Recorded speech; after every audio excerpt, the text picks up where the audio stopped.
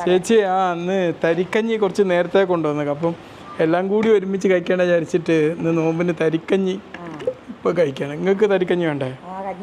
ഏതായാലും തരിക്കഞ്ഞി നമ്മൾ ഇതിലൊഴിച്ച് കുടിക്കാൻ. അയ്യോ ഗ്ലാസ് നിങ്ങൾക്ക് ഒരു ഗ്ലാസ് എടുക്കായിരുന്നു. തരിക്കഞ്ഞി നമ്മൾ ടേസ്റ്റ് ചെയ്യണം. അപ്പം നോമ്പിന് ഇതിലൊഴിക്കാവോ? അതാ ഒഴിച്ചോളി ഒഴിച്ചോളി നിങ്ങൾ തരിക്കഞ്ഞി.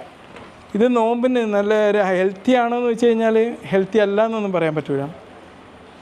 കഞ്ഞിയിൽ ഒരുപാട് കോംപ്ലക്സ് കാർബോഹൈഡ്രേറ്റ് ഉണ്ട്.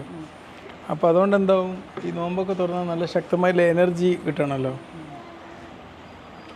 അപ്പോൾ അതിങ്ങനെ ദീർഘനേരത്തേക്ക് നമ്മൾ എനർജി മെയിൻറ്റെയിൻ ചെയ്യാൻ വളരെ ഹെൽപ്ഫുൾ. അപ്പോൾ സിസ്റ്റർ തരിക്കഞ്ഞി കുടിച്ചോ.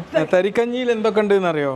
കോക്കനട്ട് മിൽക്ക് ഉണ്ട്, പിന്നെ റവ ഉണ്ട്, ഇതിൽ വേറെ ജീരകമുണ്ട്. ഈ സാധനത്തിൻ്റെ പേരെന്താ പറയുക? ഇത് പൊന്തിക്കുന്ന ഏലക്കായ ഉണ്ട്, ഇതൊക്കെ ഉണ്ട് അല്ലേ? എന്നാ ഇതിൽ കുടിച്ചോ. ഇതിലാക്കണ്ട വലിയ തന്നെ ആയിരുന്നു. ഇത് പോരാ. എന്നാ കുടിച്ചോ എന്നാ കുറച്ചാത്തേ. ഇതിൽ പാലുള്ളതുകൊണ്ട് തന്നെ കാൽസ്യം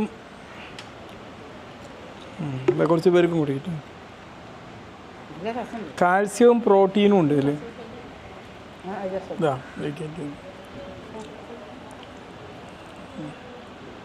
കാൽസ്യവും പ്രോട്ടീനും ഉണ്ട്. അപ്പം നല്ല ഇതൊക്കെ നല്ല പിന്നെ മറ്റ് മിനറൽസൊക്കെ അടങ്ങി.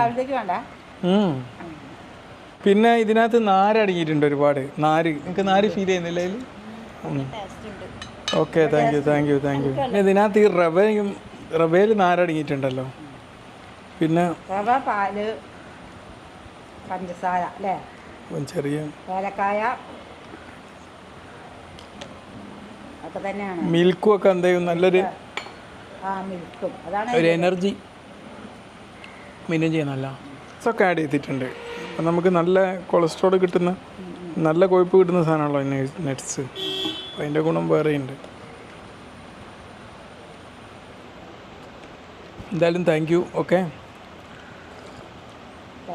നിങ്ങൾ ഇഷ്ടമായില്ലേ? ഇനി നിങ്ങൾ അടുത്ത വീഡിയോയിലും നിങ്ങൾ വരി കേട്ടോ.